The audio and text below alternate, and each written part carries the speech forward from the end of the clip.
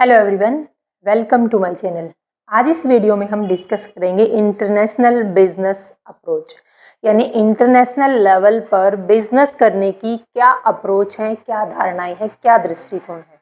तो अप्रोच को तो हम बाद में डिस्कस करेंगे। सबसे पहले हमें मीनिंग पता होना चाहिए कि इंटरनेशनल बिजनेस क्या है। इंटरनेशनल बिजनेस का मतलब है कि अगर कोई एक कंपनी अपनी कंट्री की ज्योग्राफिकल बाउंड्री से बाहर निकल के रेस्ट ऑफ वर्ल्ड में से किसी भी कंट्री के साथ में अगर गुड्स एंड सर्विसेज की क्या करना चाहती है, बाइंग और सेलिंग करना चाहती है, यानी इंपोर्ट या एक्सपोर्ट करना चाहती है, तो उस बिजनेस को, उस ट्रेड को हम बोलते हैं इंटरनेशनल बिजनेस। इसी इंटरनेशनल लेवल पर बिजनेस करने की कुछ अप्रोच दी गई हैं, कुछ धारणाएं दी गई हैं, उनको देखेंगे। तो बिल्कुल अगर मैं बेसिक पॉइंट बताऊं, मान लो इंडिया की कोई कंपनी है, इंडिया की ज्योग्राफिकल बाउंड्री के अंदर अपना ट्रेड कर रही है, यानी बाहर वो किसी भी गुड्स एंड सर्विसेज के इंपोर्ट और एक्सपोर्ट नहीं कर रही। इंडिया की कंपनी इंडिया के मार्केट के अकॉर्डिंग, इंडिया के कस्टमर की डिमांड के अकॉर्डिंग गुड्स एंड सर्विसेज की मैन्युफैक्चरिंग करती है और उनको क्या करती है, सेल करती है। अब उसी इंडियन कंपनी के दिमाग में एक पॉइंट आता है कि क्यों ना मैं इंडिया की ज्योग्राफिकल बाउंड्री से बाहर निकल के, यानी ना केवल नेशनल लेवल पर ट्रेड करके बल्कि मैं इंटरनेशनल लेवल पर ट्रेड करना चाहती हूँ। ठीक है, इतना कंपनी ने सोच लिया, लेकिन दिक्कत क्या आती है कंपनी के सामने। कंपनी को इंडिया के मार्केट का पता है, कंपनी को इंडिया के कस्टमर की जो डिमांड है उसका पता है कि कस्टमर को किस टाइप के प्रोडक्ट की रिक्वायरमेंट है। लेकिन क्या कंपनी को फॉरेन कंट्री के अंदर कस्टमर किस टाइप के प्रोडक्ट की डिमांड करते हैं, क्या ये बात इंडियन कंपनी को पता है? नहीं पता। तो इंडियन कंपनी के सामने एक प्रॉब्लम आती है कि जिस स्ट्रेटेजी को मैं फॉलो करके इंडिया के अंदर ट्रेड कर रही हूँ, क्या मैं उसी सेम स्ट्रेटेजी को फॉलो करके फॉरेन कंट्री के साथ ट्रेड कर सकती हूँ? इसी प्रॉब्लम का सॉल्यूशन क्या हुआ है, इस अप्रोच के थ्रू मिला है हमें। देखो मैंने क्या लिखा है।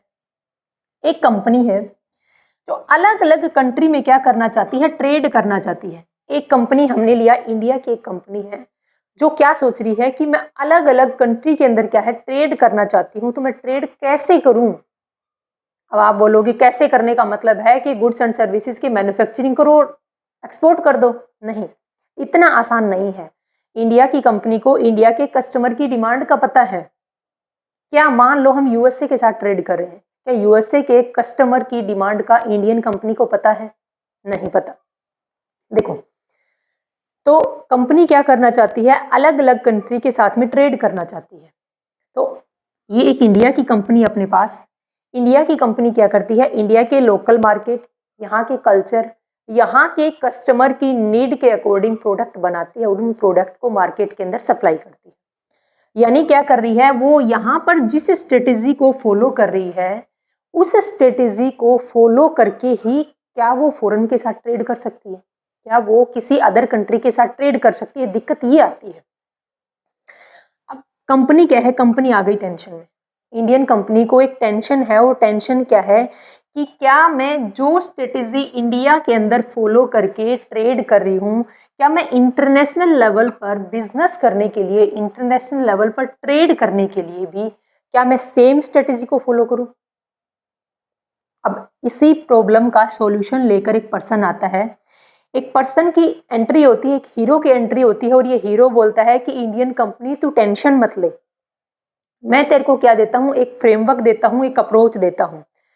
ये पर्सन जो हीरो बनकर एंट्री मारता है, ये एक EPRG फ्रेमवर्क देता है। हमने बोला हीरो आपका क्या नाम है, हीरो का नाम क्या है, हीरो का नाम है होवर्ड परमुटर। होवर्ड परमुटर नाम का एक पर्सन आता है और उस पर्सन ने क्या दिया, इस कंपनी के सामने जो प्रॉब्लम थी, प्रॉब्लम क्या थी कि मैं जिस स्ट्रेटेजी को फॉलो करके इंडिया में ट्रेड कर रही हूँ, क्या मैं इसी स्ट्रेटेजी को फॉलो करके इंटरनेशनल लेवल पर ट्रेड कर सकती हूँ। इसी प्रॉब्लम का सॉल्यूशन लेके ये पर्सन आया था होवर्ड परमुटर। होवर्ड परमुटर ने एक फ्रेमवर्क दिया है, उस फ्रेमवर्क का नाम है EPRG। ये क्वेश्चन पेपर में बहुत बार पूछा जा चुका है। बाद में इसका सहयोग करने के लिए दो पर्सन और आते हैं, डगलस और विंड। डगलस और विंड ने क्या किया, इसी ईपीआरजी फ्रेमवर्क का क्या था, डिटेल में क्या एक्सप्लेन किया था, यानी इस पर्सन की क्या की थी, मदद की थी एक्सप्लेन करने में। तो पेपर में कई बार क्या है कि डगलस और विंड का नाम देते हैं इस ईपीजी फ्रेमवर्क के लिए, कई बार ईपीजी फ्रेमवर्क के लिए होवर्ड परमुटर का नाम देते हैं। दोनों में से कोई एक भी दे सकते हैं और दोनों भी दे सकते हैं। तो मेन था कौन, मेन ईपीआरजी मॉडल जो लेके आया था उसके पीछे हाथ था होवर्ड परमुटर का। होवर्ड परमुटर ने ये मॉडल दिया, उसके बाद में डगलस और विंड ने ये इसके सहयोगी बन गए और इसकी मदद की थी इस मॉडल को एक्सप्लेन करने में। तो इस स्लाइड में हमने यही देखा कि एक कंपनी जो नेशनल लेवल पर ट्रेड कर रही है, अब वो अपने ट्रेड को इंटरनेशनल लेवल पर लेकर जाना चाहती है।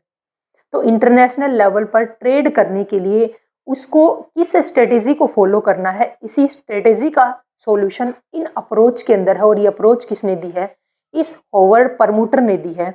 और अप्रोच का नाम, उस फ्रेमवर्क का नाम है ईपीआरजी फ्रेमवर्क।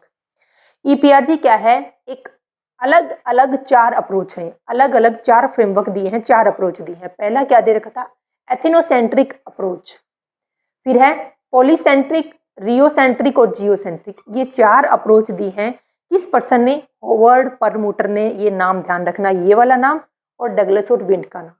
अब हम नेक्स्ट स्लाइड में इन सभी अप्रोच को, फर्स्ट, सेकंड, थर्ड और फोर्थ, इन चारों अप्रोच को हम क्या करेंगे, 1 बाय 1 डिटेल में डिस्कस करेंगे। ध्यान से देखना।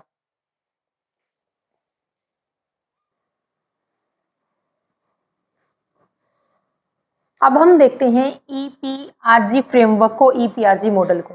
ईपीआरजी मॉडल में सबसे पहले हम उठाते हैं, फर्स्ट है एथनोसेंट्रिक अप्रोच। ई से एथनोसेंट्रिक अप्रोच, हम इसको डिटेल में पढ़ेंगे, ध्यान से नोट करना। हम फालतू बकवास नहीं पढ़ रहे, सिर्फ टू द पॉइंट, जहां से क्वेश्चन बनता है उतने पढ़ेंगे। देखो एथनोसेंट्रिक अप्रोच क्या बोलती है, ये अप्रोच क्या बोलती है कि अगर कोई कंपनी, मान लो इंडिया की कंपनी है, इंडिया की कोई कंपनी इंडिया के मार्केट के अकॉर्डिंग प्रोडक्ट बना रही है। अगर उसने मान लो प्रोडक्ट बनाए 10,000 यूनिट, 10,000 यूनिट में से मान लो 8,000 यूनिट कहाँ पर सेल होगी, इंडिया के मार्केट में। बाकी की 2,000 यूनिट जो एक्सेस बच गई, उन यूनिट को हम क्या करेंगे, फॉरेन के साथ में ट्रेड करेंगे, यानी फॉरेन में एक्सपोर्ट करेंगे। मान लो हम यूएसए क्या कर रहे हैं, उनका एक्सपोर्ट कर रहे हैं 2,000 एक्स्ट्रा यूनिट का। तो प्रोडक्शन किसके अकॉर्डिंग हुआ था, इंडिया के मार्केट के अकॉर्डिंग, इंडिया के डोमेस्टिक मार्केट के अकॉर्डिंग। यानी प्रोडक्शन हो रहा है इंडिया के अकॉर्डिंग और हम सेल कहाँ कर रहे हैं, फॉरेन में, यूएसए के अकॉर्डिंग। देखो क्या लिखा है, एथनोसेंट्रिक अप्रोच क्या बोलती है कि कोई इंडियन कंपनी है, इंडियन कंपनी है रेड टेप। रेड टेप एक कंपनी है जो शूज बनाती है, इंडियन कंपनी है रेड टेप, और रेड टेप कंपनी बनाती है शूज। इस कंपनी ने शूज बनाए 10,000, 10,000 क्या बनाए, इसने शूज बनाए। अब 10,000 शूज में से 8,000 शूज तो इंडिया के अंदर सेल हो गए, बाकी के जो बच गए 2,000 सेल, अब इनका क्या करें। रेड टेप कंपनी सोचती है क्यों ना मैं इन जो 2,000 एक्सेस के जो मेरे पास शूज हैं, क्यों ना मैं इनको बाहर ट्रेड कर दूं, क्यों ना मैं बाहर इनको एक्सपोर्ट कर दूं। तो कंपनी क्या करती है, इन 2,000 शूज को क्या करती है, एक्सपोर्ट कर देती है यूएसए को। अब आप बोलोगे कि अगर एक्सेस बना है तो उसको ही सेल कर रहे, नहीं, ऐसा जरूरी नहीं है, मैंने ये सिर्फ एग्जांपल लिया है। अगर कंपनी रियल के अंदर ये चाहती है कि मैं इंडिया के मार्केट के अकॉर्डिंग प्रोडक्ट बनाऊं और उन्हीं प्रोडक्ट में से कुछ प्रोडक्ट मैं बाहर एक्सपोर्ट कर दूं, तो उस अप्रोच को बोलते हैं एथनोसेंट्रिक अप्रोच। एथनोसेंट्रिक अप्रोच बोलती है कि जो कंपनी जहां एस्टेब्लिश है, उस मार्केट के अकॉर्डिंग अपना जो प्रोडक्ट बना रही है वैसा सेम प्रोडक्ट बनाओ और उसी सेम प्रोडक्ट को क्या कर दो, बाहर एक्सपोर्ट कर दो। ये बोलती है एथनोसेंट्रिक अप्रोच। तो इंडिया की कंपनी ने इंडिया के मार्केट के अकॉर्डिंग, यहाँ के लोगों की डिमांड के अकॉर्डिंग क्या किया, प्रोडक्ट बनाए और उन्हीं प्रोडक्ट में से कुछ प्रोडक्ट को क्या कर दिया, एक्सपोर्ट कर दिया यूएसए को। प्रोडक्शन कहाँ हुआ, इंडिया में। किसकी नीड के अकॉर्डिंग, इंडिया के कस्टमर की नीड के अकॉर्डिंग, यानी चॉइस किसकी है, इंडिया के कस्टमर की। तो ये जो 2,000 शूज यूएसए भेजे गए, क्या यूएसए के इन्वायरमेंट के अकॉर्डिंग, क्या यूएसए के लोगों की डिमांड के अकॉर्डिंग, क्या यूएसए के मार्केट के अकॉर्डिंग इन 2,000 शूज का प्रोडक्शन हुआ था, बिल्कुल भी नहीं। ये जो 10,000 शूज बने हैं, ये वही शूज हैं जो इंडिया के सिनेरियो को देखकर बनाए गए। अब ये लाइन आप नोट कर लेना, क्या लिखा है कि जब होम कंट्री कौन है, इंडिया, जो ट्रेड कर रही है। होस्ट कंट्री कौन सी है हमारे पास? यूएसए। यानी अगर कोई कंपनी किसी दूसरी कंट्री के साथ ट्रेड कर रही है तो सामने वाली कंट्री को बोलते हैं होस्ट कंट्री, जहां पर हम ट्रेड करना चाहते हैं। तो इंडिया है होम कंट्री और यूएसए है होस्ट कंट्री। जब होम कंट्री यानी इंडिया, होस्ट कंट्री यानी यूएसए, दोनों में सेम प्रोडक्ट में ट्रेड हो रहा हो, ये 10,000 शूज बनाए थे, इनमें से कुछ शूज इंडिया में सेल कर दिए और कुछ शूज हमने यूएसए भेज दिए, यानी होम कंट्री और होस्ट कंट्री दोनों कंट्री के अंदर सेम प्रोडक्ट अगर सेल हो रहा है तो वो किस अप्रोच के अंदर बोलती है? ये एथनोसेंट्रिक अप्रोच बोलती है कि आपको कोई लेना देना नहीं है यूएसए के मार्केट से, आप अपने अकॉर्डिंग प्रोडक्ट बनाओ और सेल करो यानी एक्सपोर्ट करो। तो देखो सेम प्रोडक्ट कहाँ, जहाँ किसकी नीड के अकॉर्डिंग प्रोडक्ट बनना था? डोमेस्टिक मार्केट की नीड के अकॉर्डिंग प्रोडक्ट बना था, और सेल हमने कहाँ भी कर दिया? यूएसए में। एक पॉइंट जो ये तो देखो मैंने इजी लैंग्वेज में अपनी लैंग्वेज में समझाया है, जो पेपर में जो लाइन पुटअप होती है ना वो ये वाली लाइन है कि एक्सटेंशन ऑफ डोमेस्टिक मार्केट की ऐसी कौन सी अप्रोच है जिसमें डोमेस्टिक मार्केट का एक्सटेंशन हो रहा है। ऐसा क्यों बोला गया है? क्योंकि प्रोडक्शन डोमेस्टिक मार्केट के अकॉर्डिंग हुआ है, क्योंकि प्रोडक्शन इंडिया के मार्केट के अकॉर्डिंग, इंडिया के कस्टमर की नीड के अकॉर्डिंग हुआ है। इसीलिए क्या बोला गया है कि एक्सटेंशन हुआ है, विस्तार हुआ है किसका? डोमेस्टिक मार्केट का। एक तरीके से प्रोडक्ट बने थे डोमेस्टिक मार्केट के अकॉर्डिंग, उन्हीं में से कुछ प्रोडक्ट को हमने यूएसए को एक्सपोर्ट कर दिया।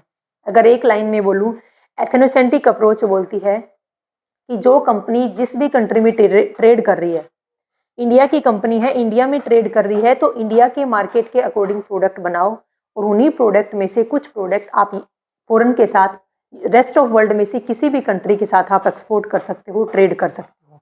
ये बोलती है फर्स्ट अप्रोच। लेकिन ये अप्रोच ज़्यादा सक्सेस नहीं हुई।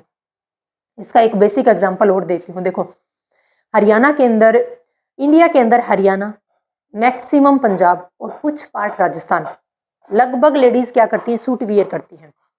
लगभग लेडीज सूट वियर करती हैं। क्या यूएसए के अंदर भी सेम यही पहनावा है? नहीं। क्यों? देखो इंडिया की कंपनी ने सूट स्टिच किए और उन्हीं सूट को इंडिया के मार्केट के अंदर सेल किया, खूब मार्केट चला है, कंपनी खूब चली।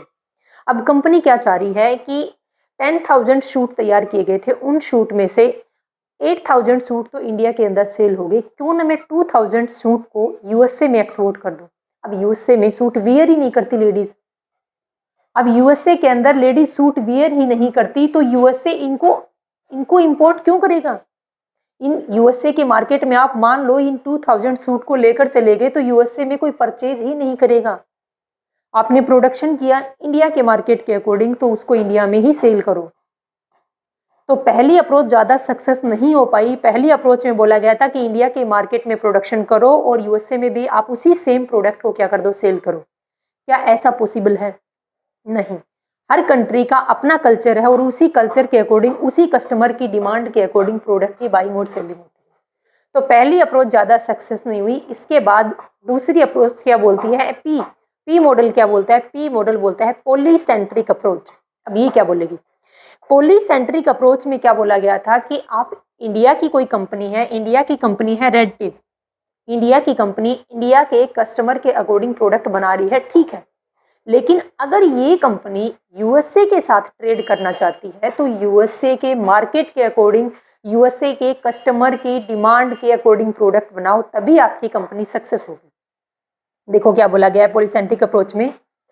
रेड टेप कंपनी है इंडिया की, इसको क्या बोलेंगे? रेड टेप कंपनी है, शूज बनाती है, ये इंडियन कंपनी है यानी होम कंट्री है। यूएसए के साथ में क्या करना चाहती है? ट्रेड करना चाहती है, यूएसए के बाजार में अपने प्रोडक्ट को सेल करना चाहती है। तो इंडिया क्या है? होम कंट्री, और यूएसए क्या है? Host country. तो जो शूज हम इंडिया के अंदर बना रहे थे उन शूज को आप यूएसए में एक्सपोर्ट ना करें, बल्कि क्या करें? ये अप्रोच बोलती है कि बल्कि यूएसए के अंदर एक अलग से सब्सिडरी ओपन करें। मैंने एक सब्सिडरी लिखा है, मैंने सब्सिडरीज नहीं लिखा, नोट करना, क्योंकि छोटी छोटी चीजें क्या है, अगली जो अप्रोच आएगी उसमें कंफ्यूजन हो जाएगा आपके पास। तो यूएसए के अंदर आप अपनी सब्सिडरी ओपन करें। किसको बोल रहे हैं?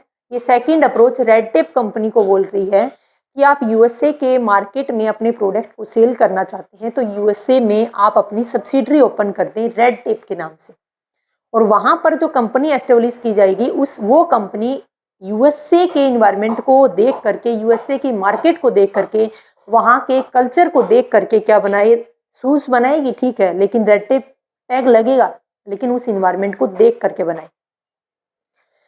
तो इंडिया के अंदर प्रोडक्शन, देखो ये कंपनी इंडिया के अंदर तो चल रही है, यूएसए में सिर्फ इसने अपनी एक सब्सिडरी ओपन की है, अपनी एक ब्रांच खोली है बस। तो इंडिया में, इंडिया के अंदर जो प्रोडक्शन होगा वो तो इंडिया के मार्केट के अकॉर्डिंग होगा, ये तो डन है। बट यूएसए में जो सब्सिडरी ओपन की है वो यूएसए के मार्केट के अकॉर्डिंग क्या करेगा, प्रोडक्शन करेगा।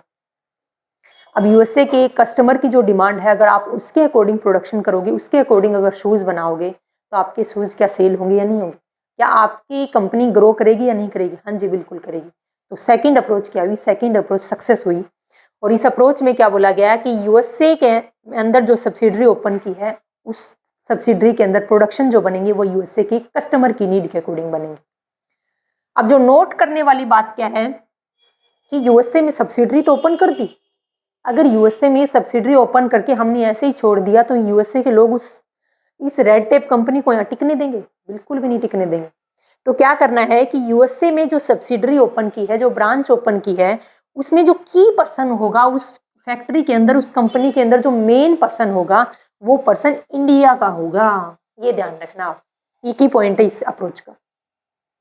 यूएसए की सब्सिडरी में जो की पर्सन होगा वो इंडिया का होगा और बाकी के जो पर्सन है वो होस्ट कंट्री के हो सकते हैं, यानी यूएसए के एम्प्लॉय, यूएसए के वर्कर हो सकते हैं, लेकिन की पर्सन, मेन पर्सन इंडिया का होना चाहिए। ठीक है, नेक्स्ट क्या है, नेक्स्ट हमारे पास देखो जो लाइन हमें ध्यान देनी है वो देखो, ये तो मैंने मेरी इजी लैंग्वेज में समझाया है आपको। पेपर में जो लैंग्वेज पुट की जाती है वो क्या है कि company establish foreign subsidiary, company क्या एस्टेब्लिश की है, फॉरेन में एक सब्सिडरी ओपन कर दी है और एम्पावर इट्स एग्जीक्यूटिव, और पावर किसके हाथ में है, इंडिया के ही एक पर्सन के हाथ में है। तो ये अप्रोच जो पॉलीसेंट्रिक अप्रोच है उसको एक लाइन में बताऊं तो पॉलीसेंट्रिक अप्रोच बोलती है कि अगर कोई कंपनी किसी एक कंट्री के अंदर ट्रेड कर रही है, जैसे इंडिया की कंपनी है रेड टेप, इंडिया के मार्केट में ट्रेड कर रही है, इंडिया के अकॉर्डिंग, इंडिया के मार्केट के अकॉर्डिंग, इंडिया के कल्चर के अकॉर्डिंग, अगर वो कंपनी इंटरनेशनल लेवल पर ट्रेड करना चाहती है तो इंटरनेशनल लेवल यानी यूएसए में अपनी एक सब्सिडरी ओपन करें और वहाँ के मार्केट के अकॉर्डिंग ही प्रोडक्शन करें। अगर आप यूएसए में सब्सिडरी ओपन कर रहे हो तो इस सब्सिडरी में की पर्सन कौन होगा, इंडिया का ही होगा, बाकी के पर्सन होस्ट कंट्री के यानी यूएसए के हो सकते हैं। क्या ये अप्रोच सक्सेस हुई? हाँ जी, ये अप्रोच सक्सेस हुई क्योंकि प्रोडक्शन यहाँ के मार्केट के अकॉर्डिंग ही हो रहा है। ये इस लाइन को आप नोट करना क्योंकि लैंग्वेज ये पुट की जाती है पेपर के अंदर। अब देखो थर्ड अप्रोच,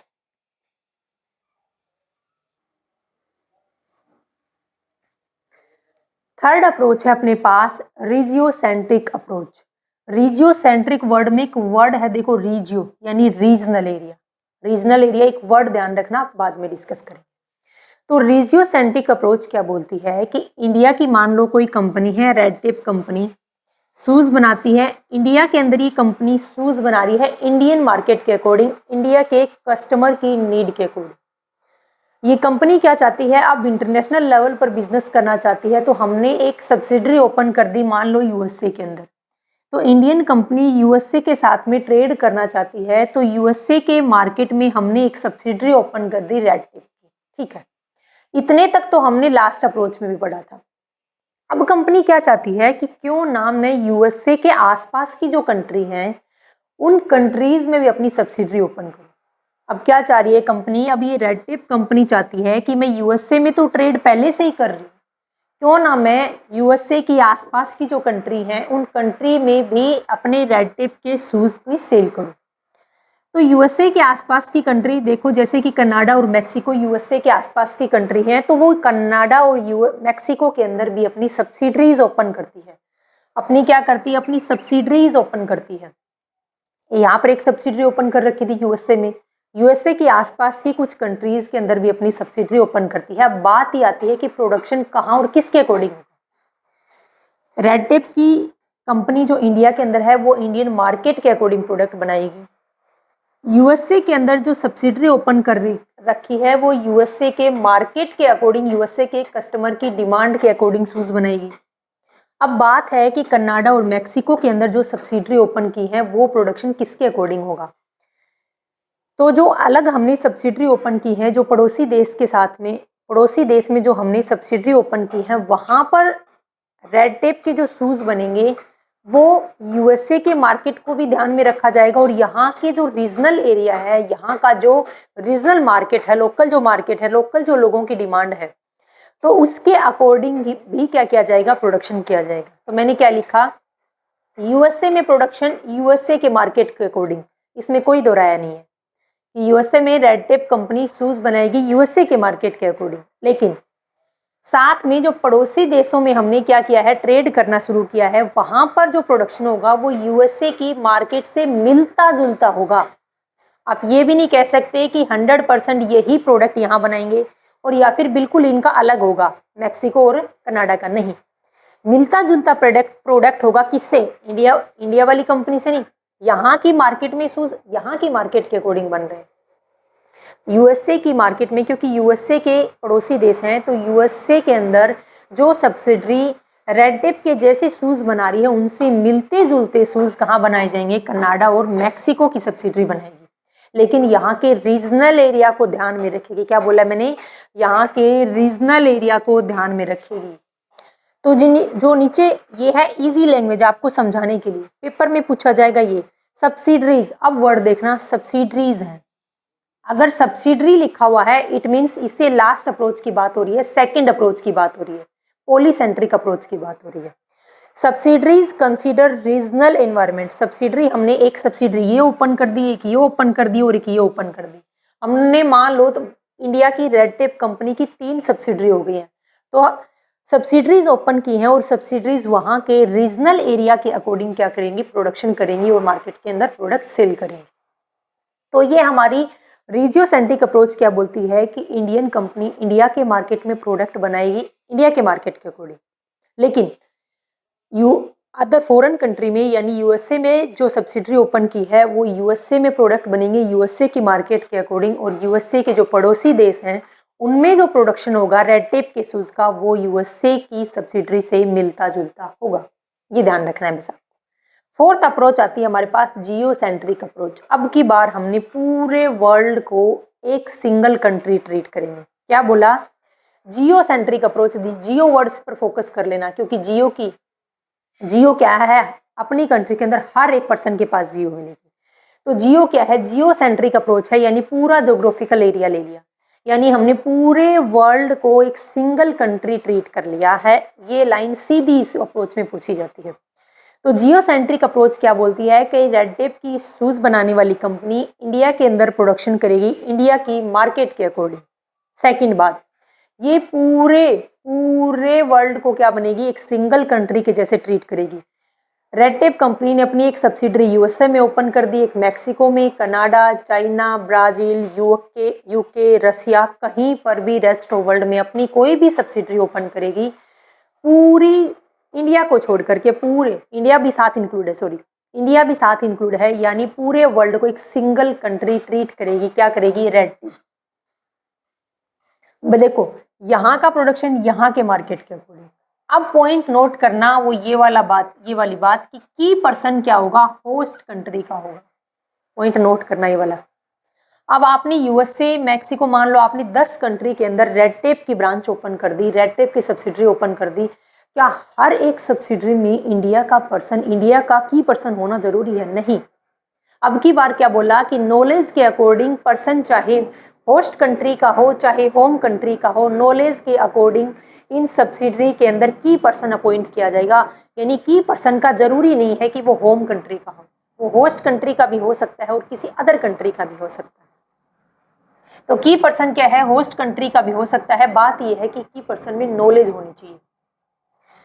पूरे वर्ल्ड को क्या करेंगे, एक सिंगल कंट्री के जैसे ट्रीट करेंगे। प्रोडक्शन हर कंट्री के मार्केट के अकॉर्डिंग होगा। यूएसए के अंदर सब्सिडरी है, यूएसए के मार्केट के अकॉर्डिंग प्रोडक्शन करेंगे। मैक्सिको के अंदर सब्सिडरी है, मैक्सिको के मार्केट के अंदर प्रोडक्शन करेंगे। कनाडा के अंदर सब्सिडरी है, कनाडा के मार्केट के अकॉर्डिंग प्रोडक्शन करेंगे। बात यह है कि पूरे वर्ल्ड को एक सिंगल कंट्री के जैसे ट्रीट करेगी। कौन सी अप्रोच? Geocentric approach. पर्सन देखो यहाँ पर क्या लिखा, इतना बता दिया आपको कि प्रोडक्शन होगा हर मार्केट की नीड के अकॉर्डिंग। सेकंड पॉइंट, जो की पर्सन होगा वो की पर्सन नॉलेज के अकॉर्डिंग अपॉइंट किया जाएगा, ना कि होम कंट्री के अकॉर्डिंग। ठीक है, जो लाइन याद रखनी है वो देखो, जो पेपर में पूछी जाती है। Company view the entire world as a single country. Company क्या व्यू करेगी? Indian company, red tape company पूरे वर्ल्ड को एक सिंगल कंट्री के जैसे ट्रीट करेगी कि हमारी रेड टेप की ब्रांच पूरे वर्ल्ड के अंदर चाहे कहीं भी हो, प्रोडक्शन वहां के एनवायरनमेंट के अकॉर्डिंग ही होगा। कोई ये नहीं देखा जाएगा कि यूएसए में है उसके पड़ोसी देश, नहीं, ब्रांच कहीं भी हो वहां के मार्केट के अकॉर्डिंग ही प्रोडक्शन किया जाएगा, यानी पूरे वर्ल्ड को एक सिंगल कंट्री ट्रीट करेंगे। जो मैंने स्टार लगवा के आपको ये लाइन बताई है, इनके ऊपर आपको ध्यान देना है। ये चीज सिर्फ समझने के लिए है, ये चीज सिर्फ समझने के लिए देखी थी। तो ईपीआरजी मॉडल एथनोसेंट्रिक, पॉलीसेंट्रिक, रियोसेंट्रिक और जियोसेंट्रिक, मैंने चारों अप्रोच को आपको डिटेल में पढ़ा दिया। अब इन चारों अप्रोच की मैं वन लाइन में आपको समरी देती हूँ।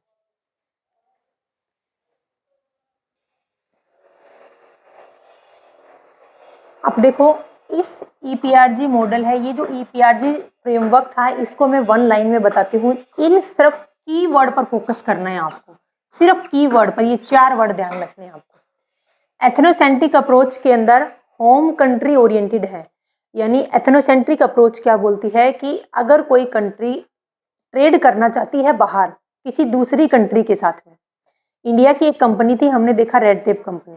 रेड टेप कंपनी मान लो यूएसए के साथ ट्रेड करना चाहती है, तो पूरे जितना भी प्रोडक्शन होगा, ट्रेड में जो गुड्स यूज की जाएंगी, वो सारे के सारे गुड्स बनेंगे होम कंट्री के अकॉर्डिंग। हमने रेड टेप के शूज बनाए थे 10,000, 10,000 शूज इंडियन मार्केट के अकॉर्डिंग, इंडिया के कस्टमर की डिमांड के अकॉर्डिंग ही बने थे, तो प्रोडक्शन होगा होम कंट्री के अकॉर्डिंग। पॉलीसेंट्रिक अप्रोच क्या बोलती है कि इंडिया के अंदर कंपनी एस्टेब्लिश है तो इंडियन मार्केट के अकॉर्डिंग प्रोडक्शन करो, और अगर यूएसए के अंदर आप ट्रेड करना चाहते हो तो यूएसए क्या है? यूएसए है होस्ट कंट्री, यानी इंडिया की कंपनी अगर किसी भी दूसरी कंट्री के साथ में ट्रेड करना चाहती है तो उन कंट्री को होस्ट कंट्री बोलते हैं। तो फॉरेन के साथ ट्रेड करेगी तो फॉरेन के मार्केट के अकॉर्डिंग, यानी होस्ट कंट्री के अकॉर्डिंग ही प्रोडक्शन किया जाएगा। थर्ड है रीजियोसेंट्रिक अप्रोच। रीजियोसेंट्रिक अप्रोच में वर्ड है रीजनल एरिया, यानी हमने क्या किया था यूएसए के साथ में, यूएसए के जो पड़ोसी देश हैं जैसे मैक्सिको और कनाडा, तो मैक्सिको और कनाडा में वहां के रीजनल एरिया के अकॉर्डिंग प्रोडक्शन किया गया था। जियोसेंट्रिक अप्रोच बोलती है कि आप ट्रेड कर रहे हो, ठीक है, अगर इंडिया की रेड टेप कंपनी पूरे वर्ल्ड में अगर ट्रेड करना चाहती है तो पूरे वर्ल्ड को सिंगल कंट्री के जैसे ट्रीट करेगी, यानी कि एक अप्रोच क्या बोलती है? वर्ल्ड ओरिएंटेड है, पूरा वर्ल्ड एक सिंगल कंट्री के जैसे क्या किया जाएगा? ट्रीट किया जाएगा। हर कंट्री के अंदर अपने जो एरिया है, अपने जो मार्केट की डिमांड है, उसके अकॉर्डिंग ही हर सब्सिडरी प्रोडक्शन करेगी। तो इन कीवर्ड पर आप फोकस करना। एथनोसेंट्रिक अप्रोच होम कंट्री पर फोकस करेगी। पॉलीसेंट्रिक, जहां जहां हमने अपनी सब्सिडरी ओपन कर रखी, जैसे हमने यूएसए में अपनी सब्सिडरी ओपन की, तो होस्ट कंट्री के अकॉर्डिंग प्रोडक्शन होगा। रियोसेंट्रिक, रियोसेंट्रिक अप्रोच में क्या बोलती है कि रीजनल एरिया यूएसए के अकॉर्डिंग यूएसए में प्रोडक्शन, मैक्सिको के मार्केट के अकॉर्डिंग मैक्सिको की सब्सिडरी प्रोडक्शन करेगी, इस तरीके से। और जियोसेंट्रिक अप्रोच में पूरे वर्ल्ड को एक सिंगल कंट्री के जैसे ट्रीट करेंगे। इन कीवर्ड पर फोकस रखना है। अब हम एक छोटा सा टॉपिक और करते हैं, इंटरनेशनलाइजेशन का।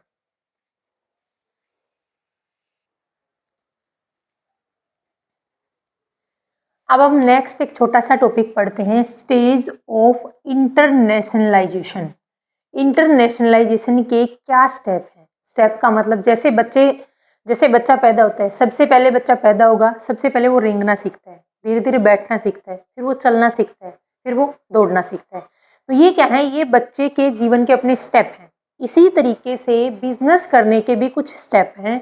स्टेज ऑफ इंटरनेशनलाइजेशन, यानी पहले कोई कंपनी एस्टेब्लिश की जाती है। देखो, मान लो मैं कोई कंपनी एस्टेब्लिश करना चाहती हूँ, रेड टेप कंपनी मान लो। अब रेड टेप कंपनी, मैं स्टार्टिंग में तो ये नहीं करूँगी कि मैंने ब्रांच यहाँ भी खोल दी, इंडिया में, यूएसए, पाकिस्तान, रसिया, चाइना, हर जगह मैंने अपनी ब्रांच खोल दी, नहीं। सबसे पहले मैं अपनी कंट्री में, जिस कंट्री में, जैसे हम इंडिया के रेजिडेंट्स हैं, तो मैं अपनी कंट्री एस्टेब्लिश करूँगी इंडिया के अंदर। पहले मैं इंडिया के मार्केट में अपनी जगह बनाऊंगी कि क्या मैं इंडिया के मार्केट को कैप्चर कर पा रही हूँ। अगर मैं इंडिया के मार्केट को मैंने कैप्चर कर लिया, इंडिया के मार्केट में मान लो मेरी कंपनी के शूज सेल हो रही हैं, अब बारी आती है कि मैं अपने ट्रेड को एक्सटेंड करना चाहती हूँ। अब मैं नेशनल लेवल के बजाय इंटरनेशनल लेवल पर ट्रेड करना चाहती हूँ। तो इन्हीं स्टेप को, इन्हीं स्टेज को देखना है अभी हमें। सबसे पहला स्टेज है, 4 स्टेज में हम ट्रेड कर सकते हैं। 4 स्टेज तक कंपनियां काम कर सकती हैं। देखो, पहला है डोमेस्टिक कंपनी। डोमेस्टिक कंपनी क्या है कि एक ऐसी कंपनी है जो सिर्फ एक कंट्री के अंदर ट्रेड कर रही है। हम मान रहे हैं इंडिया को, हम इंडिया के रेजिडेंट्स हैं और हमने कोई कंपनी एस्टेब्लिश की गई है इंडिया के अंदर। तो वो कंपनी कहाँ तक काम कर रही है? सिर्फ इंडिया की टेरिटरी के अंदर काम कर रही है, यानी इंडिया की टेरिटरी के अंदर गुड्स एंड सर्विसेज की मैन्युफैक्चरिंग करके उसका ट्रेड कर रही है। तो डोमेस्टिक कंपनी वो कंपनी है जो एक कंट्री की जोग्राफिकल बाउंड्री के अंदर अपना ट्रेड कर रही है, उस कंपनी को बोलते हैं डोमेस्टिक कंपनी। मान लो हमारी रेड टेप कंपनी है, स्टार्टिंग में हमने सिर्फ एक ब्रांच ओपन की थी, सिर्फ हमारे पास एक छोटी सी शॉप थी, हम वहीं से अपना ट्रेड करते थे। सेकंड है इंटरनेशनल कंपनी। अब हम क्या है, अब हमने रेड टेप कंपनी ने पूरे मार्केट को कैप्चर कर लिया, यानी इंडिया के अंदर हर सिटी, हर डिस्ट्रिक्ट, हर स्टेट के अंदर क्या हुआ कि रेड टेप के शूज की सेल होने लगी। इंडिया के मार्केट को कैप्चर करने के बाद रेड टेप कंपनी सोचती है कि क्यों ना मैं अपने ट्रेड को एक्सटेंड करूं। इसके लिए वो क्या करना चाहती है, वो रेस्ट ऑफ वर्ल्ड में से कुछ कंट्रीज के साथ ट्रेड करना चाहती है। जैसे हमने चूज किया था यूएसए, मैक्सिको, कनाडा। तो इंटरनेशनल कंपनी क्या है कि एक कंपनी जो अपने नेशंस के साथ साथ दूसरे नेशंस में भी क्या करना चाहती है, ट्रेड करना चाहती है। जैसे इंडिया की red tape company USA, Mexico और कनाडा के साथ क्या करना चाहती है, ट्रेड करना चाहती है। इधर मैंने इंटरनेशनल कंपनी के सामने लिखा हुआ है कि दुनिया के साथ ट्रेड करना, दुनिया में जाकर ट्रेड नहीं करना। दुनिया के साथ ट्रेड करने का मतलब है कि प्रोडक्शन इंडिया के अंदर हो रहा है। हमने सबसे पहली ब्रांच रेड टेप की कहाँ खोली थी, हमने पढ़ा था ना, अप्रोच, एथिसेंट्रिक, पॉलीसेंट्रिक, रियोसेंट्रिक और जियोसेंट्रिक। सबसे पहले हमने यूएसए के अंदर एक सिंगल सब्सिडरी ओपन की थी। अब उसी सब्सिडरी को ध्यान रखना है, उसी अप्रोच को ध्यान रखना है। सबसे पहली कौन सी अप्रोच थी? Ethnocentric approach. एथनोसेंट्रिक अप्रोच ने इंडिया की रेड टेप कंपनी ने यूएसए के अंदर एक सब्सिडरी ओपन की थी, उस पॉइंट को ध्यान रखना। तो इंडिया में प्रोडक्शन हो रहा था इंडिया के मार्केट के अकॉर्डिंग, और उसने क्या किया, कुछ गुड्स को यूएसए को एक्सपोर्ट कर दिया। पॉइंट नोट करना।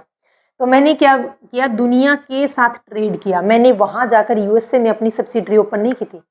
एथनोसेंट्रिक अप्रोच में मैंने क्या बताया था कि रेड टेप कंपनी इंडिया के अंदर प्रोडक्शन कर रही है इंडिया की मार्केट के अकॉर्डिंग, और वो उसी प्रोडक्ट में से कुछ प्रोडक्ट यूएसए के मार्केट में क्या करती है, सप्लाई करती है।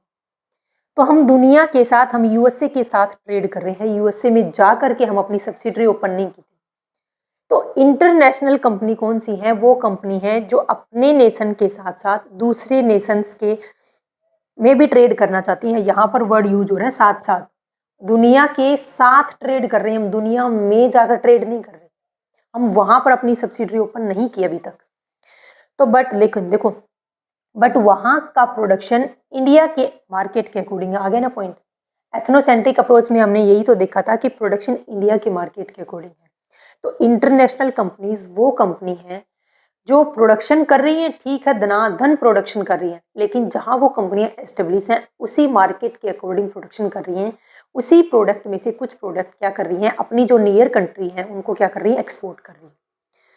वहां का प्रोडक्शन, जैसे कि इंडिया की रेड टेप कंपनी का जो प्रोडक्शन कर रही है, जो शूज बना रही है, वो इंडिया के मार्केट के अकॉर्डिंग बनेंगे। और ऐसा हमने किस अप्रोच में पढ़ा था? एथेनोसेंट्रिक अप्रोच में पढ़ा था। तो एथेनोसेंट्रिक अप्रोच बोलती है, क्वेश्चन क्या पुट होता है कि जो इंटरनेशनल कंपनी है वो कौन सी अप्रोच पर काम करती है? इंटरनेशनल कंपनी एथेनोसेंट्रिक अप्रोच पर काम करती है, ये पॉइंट नोट करना। उसके बाद नेक्स्ट स्टेप है, पहले कंपनी सिर्फ डोमेस्टिक लेवल पर थी, एक कदम बढ़ाया इंटरनेशनल लेवल पर। अब नेक्स्ट कदम बढ़ाया कंपनी ने मल्टीनेशनल कंपनीज। अब क्या है कि कंपनी किसी एक नेशन के साथ ट्रेड नहीं कर रही, बल्कि क्या है, काफी नेशंस के साथ में ट्रेड करेगी।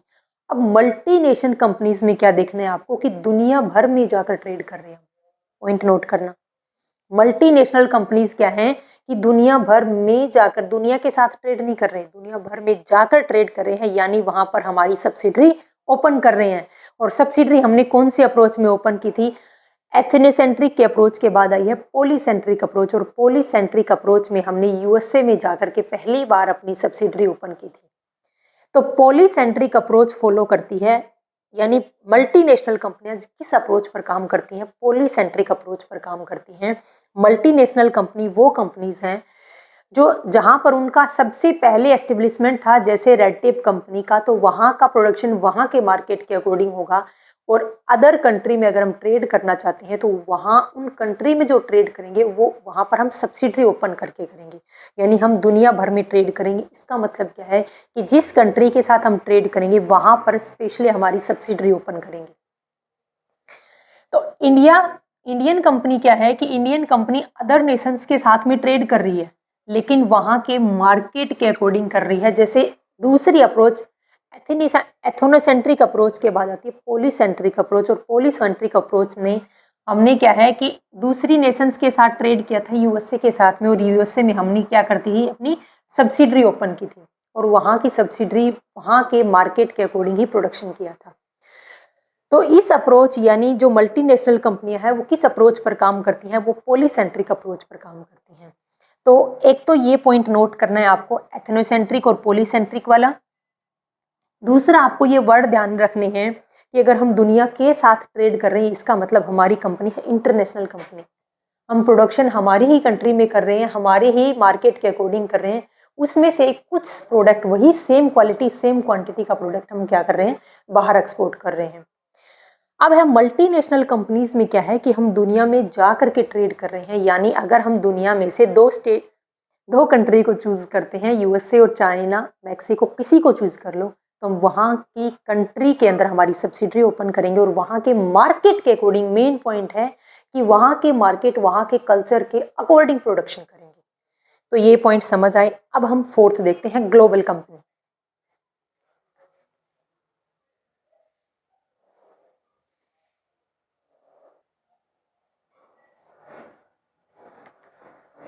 फोर्थ अपने पास है ग्लोबल कंपनी। अब देखो ये ग्लोबल कंपनी कौन सी है कि वो कंपनी जो कम से कम 100 से 150 नेशंस के साथ ट्रेड कर रही है। वो कंपनी जो कम से कम 100 से 150 नेशंस में अपना क्या कर रही है, ट्रेड कर रही है, उस कंपनी को हम ग्लोबल कंपनी बोलते हैं। एग्जाम्पल के लिए best example Coca Cola company है। कोका कोला कंपनी का जो प्रोडक्ट है वो सेम प्रोडक्ट मिलेगा, सेम प्राइस पर, सेम सेगमेंट का प्रोडक्ट मिलेगा। तो ग्लोबल कंपनी है। इस कंपनी का जो कोका कोला, जो आपको ये जो ठंडा पेय पदार्थ मिलता है, ये आपको क्या है कि हर मार्केट के अंदर सेम मिलेगा, उसकी प्राइस, क्वांटिटी, क्वालिटी सब कुछ बेस्ट सेम। प्रोडक्शन क्या होगा, या तो होम कंट्री के अकॉर्डिंग होगा या फिर मार्केट की स्ट्रेटजी के अकॉर्डिंग प्रोडक्शन होगा। अगर बोतल का साइज छोटा किया गया है, अगर बोतल पे कुछ ऑफर दिया गया है, तो पूरे वर्ल्ड के अंदर ही ऑफर मिलेगा। तो ग्लोबल कंपनी वो कंपनी है जो कुछ यानी कम से कम 100 से 150 नेशंस में अपना ट्रेड कर रही है, अपनी सब्सिडरी ओपन कर रखी है। प्रोडक्शन होगा या तो जो स्टार्टिंग में उन्होंने शुरू किया था, जो उस मार्केट के अकॉर्डिंग, जो अपनी लोकल मार्केट के अकॉर्डिंग, या फिर मार्केट की स्ट्रेटेजी के अकॉर्डिंग उनका प्रोडक्शन होता है। नेक्स्ट है हमारे पास फिफ्थ और सबसे बड़ा और सबसे वाइड एरिया कंपनी का, वो है ट्रांजैक्शन कंपनी। ट्रांजैक्शन कंपनी कौन सी होगी? ट्रांजैक्शन कंपनी किस अप्रोच को फॉलो करेगी? वो है जियो सेंट्रिक अप्रोच को, यानी ये कंपनी का सबसे वाइड एरिया है, इससे वाइड कोई कंपनी हो ही नहीं सकती।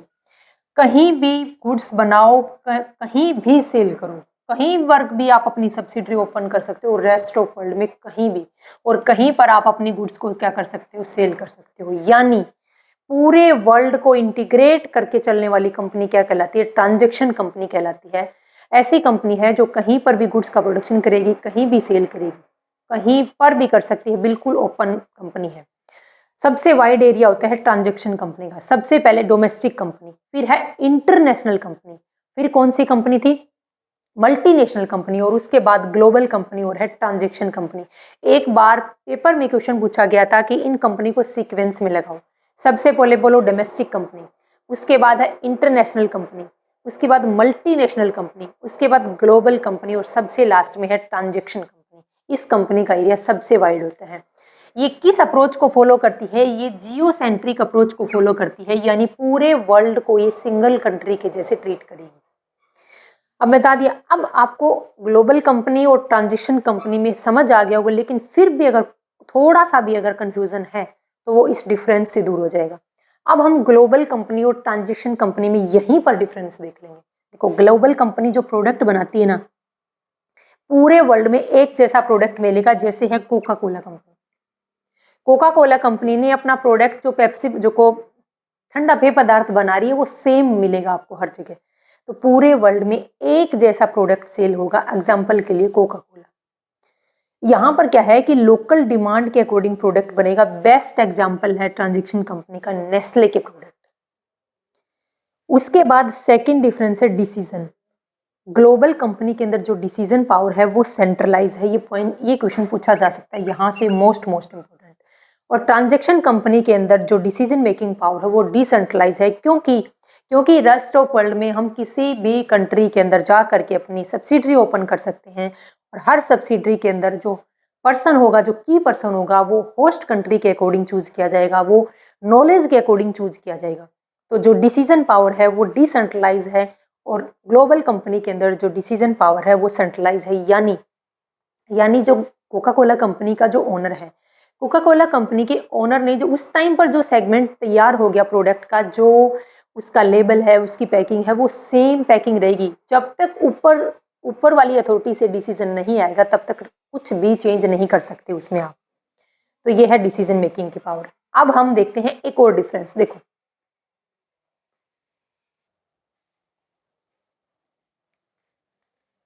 अब हम नेक्स्ट डिफरेंस देखते हैं कि इंटरनेशनल कंपनी और मल्टीनेशनल कंपनी में क्या डिफरेंस है।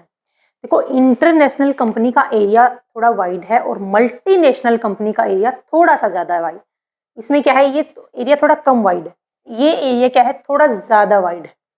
सबसे पहले कौन सी कंपनी आती है? Domestic company. डोमेस्टिक कंपनी के बाद आती है इंटरनेशनल कंपनी, और इंटरनेशनल कंपनी से ज़्यादा एरिया वाइड किसका है? मल्टीनेशनल कंपनी का।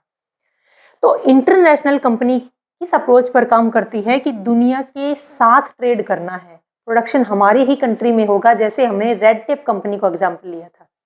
रेड टेप कंपनी इंडिया के अंदर शूज़ बनाती है, तो वो कौन सी कंपनी है? वो इंटरनेशनल कंपनी है। इंडिया के अंदर शूज़ बना रही है इंडिया के मार्केट के अकॉर्डिंग, लेकिन यूएसए को भी क्या कर रही है? एक्सपोर्ट कर रही है। तो वो कंपनी हमारी इंटरनेशनल कंपनी है, यानी हम दुनिया के साथ ट्रेड कर रहे हैं, हम यूएसए के साथ भी ट्रेड कर रहे हैं। सेकेंड, मल्टीनेशनल कंपनी है कि हमने यूएसए में अपनी सब्सिडरी ओपन कर दी, तो दुनिया भर में जाकर के हम क्या कर रहे हैं? ट्रेड कर रहे हैं। नेक्स्ट डिफरेंस है कि अपनी कंट्री में रह करके दूसरे नेशन के साथ ट्रेड कर रहे हैं। पहली जो एथनोसेंट्रिक अप्रोच थी, एथनोसेंट्रिक अप्रोच क्या बोलती है कि इंडिया में प्रोडक्शन करो, उसमें से कुछ गुड्स को यूएसए को छोड़ करके किसी अदर कंट्री को भी आप एक्सपोर्ट करो, यानी अपनी कंट्री में रह करके हम प्रोडक्शन कर रहे हैं, लेकिन दूसरी नेशंस के साथ हम ट्रेड कर रहे थे। जैसे यूएसए दूसरे नेशंस में ट्रेड कर रहे हैं, लेकिन वहां पर सब्सिडरी ओपन करके, उस कंपनी को बोलते हैं मल्टीनेशनल कंपनी।